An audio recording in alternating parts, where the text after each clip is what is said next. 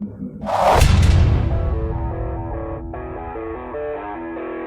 anybody seen any good gangster movies?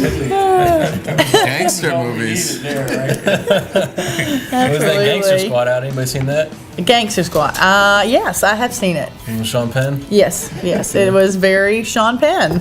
Sean Penn. Yeah, All right. gangster. All right. What exactly does that mean? Because Sean Penn to me is like Fast Times at Ridgemont High. No, he's mature, man. He's like the old guy now. He is the old guy now. I That's think frightening. he's pretty good. I really think he's pretty good. Yeah. I mean, he was always good. He's looks always great in been the previews. talented. But I think he does a good old character now. I've worked with him. Well, whether you like him or not, he has a great supporting cast around him. Oh, I mean, yeah. you have Brolin and Ryan Gosling in that. Oh, yeah. In that film. So I haven't seen it yet, but I want to see Yeah, it. it was just 'cause good. I enjoyed it. I wonder what would happen if you took 10 gangsters and put them up against 10 Army 11 Bravos or Marine. What's Marine 011? 0311. Well, I don't know. I mean, You even gotta ask. Come on. I know what 11 Bravo is. Well, 10 on 10. Who would win? Who would? Well, oh, you're saying gangsters have their weapons as well? Yeah. Gangsters is I gangsters. know. I mean, some Grunts gangsters is grunts. join the military. True. You know what I'm saying? Haven't joined What yet. are you saying? You think you might get 10 new recruits when it's over? I don't know. I think mean, they've got the guns, but not the training. right? They don't have the discipline. So We plus a lot of times they turn out to be cowards. But they got the crazy. Yeah. Well, They got the crazy. crazy They don't know how to effect, shoot sure. and move like the infantry. But that can only take you so far, you know. Yeah. True. I mean, Marines and Army and infantry are crazy themselves, but they're more disciplined crazy. Right. Smart, crazy. Does that make Right. sense? Controlled Sure it chaos. does. Right. All right, fellas and lady, it's showtime. So welcome to the show, Veterans Nation. 2, 3, 4. All right. We are motivated. All right. I got a good one to get us going. Are y'all ready? Go ahead, Michelle. Okay, this is from an Army aviator who takes a stroll down Vietnam memory lane. And he writes, "It was just before Thanksgiving 1967 when our CH-47 Chinook was ferrying dead and wounded from a large enemy engagement west of Pleiku. We had run out of body bags by noon, so our aircraft was beginning to look pretty grim on the rear area. And then suddenly, we heard a take charge woman's voice in the rear. I turned to look back, and there was the singer and actress Martha Raye wearing a Special Forces beret and jungle fatigues. She was helping with the wounded and even helping to load some of the dead on board. Wow. Amazing, eh? She'd been visiting a Special Forces camp west of there. We were running short of fuel and had to head for the field hospital in Pleiku. When we sat down and started unloading, Martha continued to help out with the wounded. An Air Force captain came to the Chinook and said to her, 'Miss Raye, it would be best if you didn't help or we'll be late getting you to your show.' To all of our surprise, she pulled on her right collar and said, 'Captain, see this eagle? I am a full bird in the U.S. Army Reserve and I am a nurse with surgical specialty. Now back off and let me work here.' Love it. He locked his heels, saluted, and said, 'Yes, ma'am.' Several times at the field hospital in Pleiku, she would cover surgical shifts, giving nurses a well-deserved break. My co-pilot and I were blown away by her heroic attitude. Martha is the only woman buried in the Special Forces Cemetery at Fort Bragg, and somehow I just can't see the likes of Britney Spears or Paris Hilton doing what this woman did for our troops in past wars. Most of the old-time entertainers were made of a lot tougher stuff than today's crop." Wow. It's an amazing woman. Cool story, and an amazing woman. She was something else. World War II, touring Vietnam. Man. She's Yeah. buried in the Special Forces Cemetery. Yeah, Yeah, that's isn't that interesting. neat? And the only woman. The only woman buried there. Wow. Very cool. Yeah. So there we go. Wow, Starting us off. Amazing story. Thank you so much, Michelle. Well, I'm Mike Dowling. Welcome to the show, along with Michelle Ladd, who's TDY from Veterans Network, fellow vets Trevor Scott, and Gulf War vet Rydell Danzy, and our producer, our 11 Bravo producer, Vietnam veteran Rick Seaman. Is it producer or co-producer, Rick? Well, it's co-producer, and I prefer that because that way I don't have to take all the blame.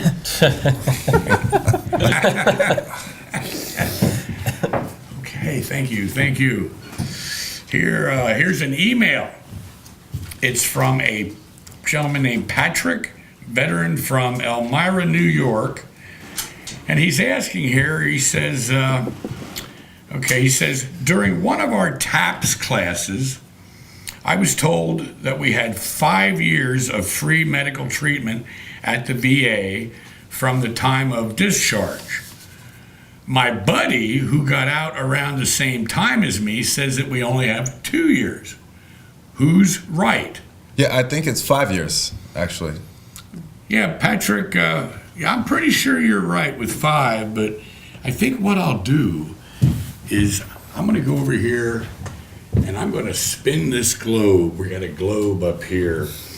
And I'm going to spin this globe and we're going to take a trip. We're going to go to the Benefit Buzz Desk.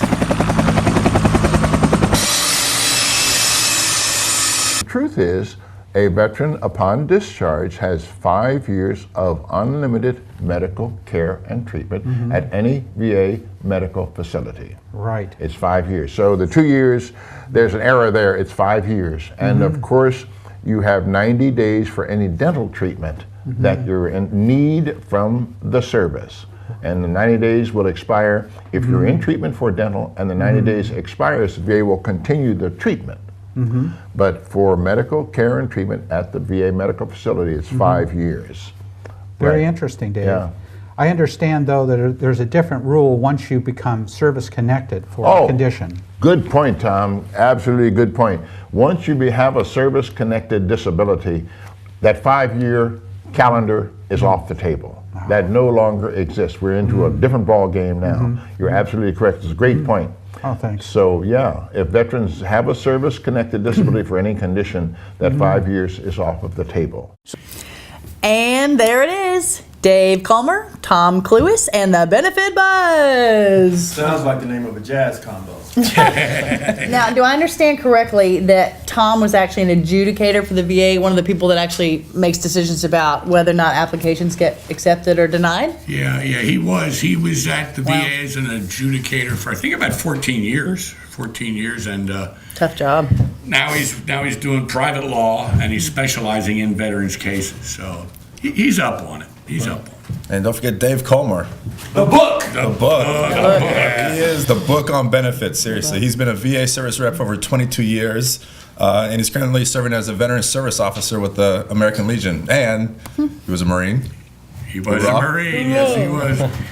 Vietnam vet, 63, 1966.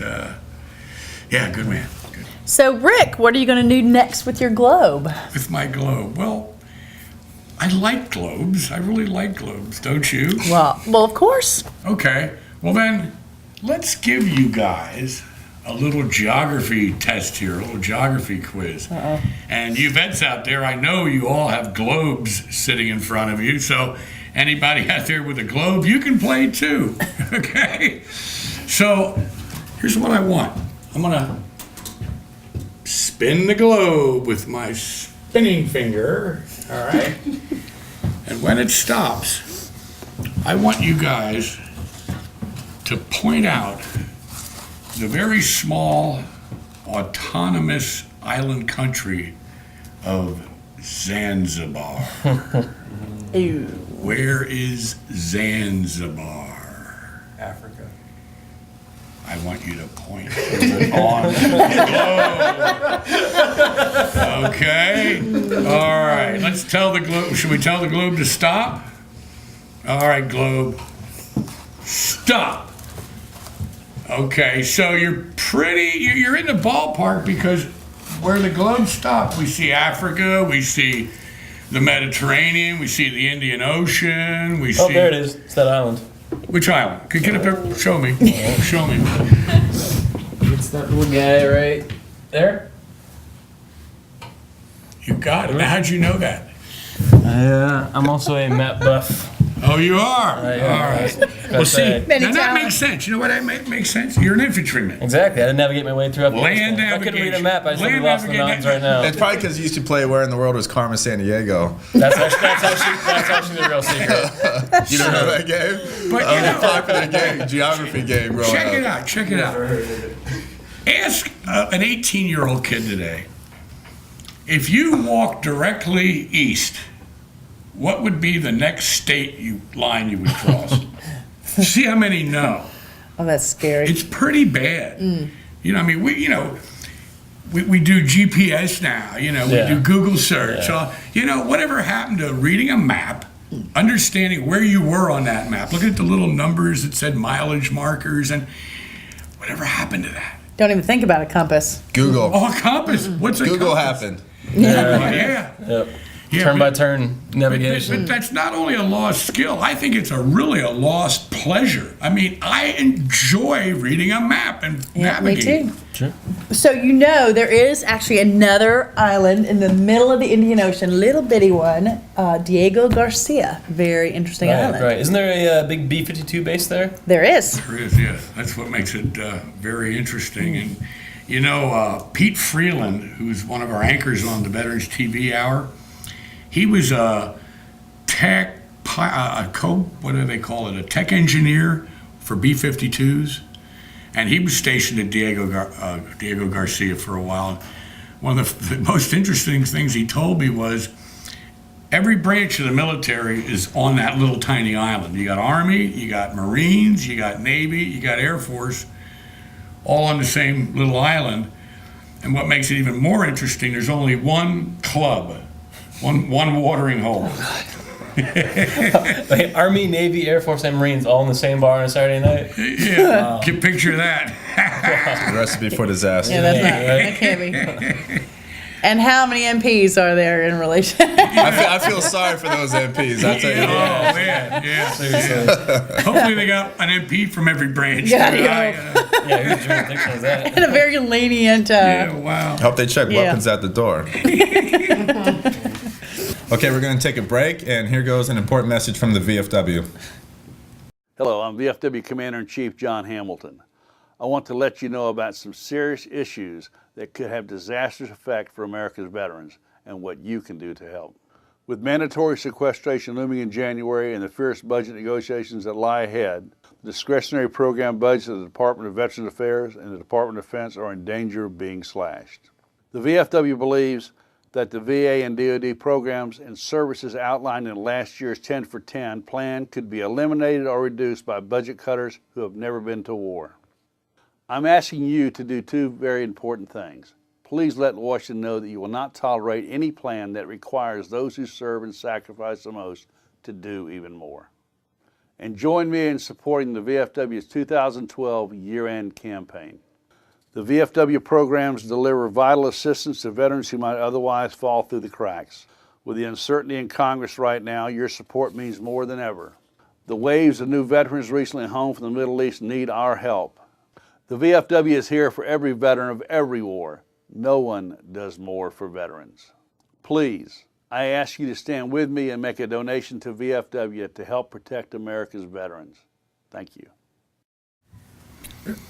Okay, folks, we're back, and we've had enough fun for one day here at Veterans Nation. Thank you so much for joining us, and we'll see you on the next episode.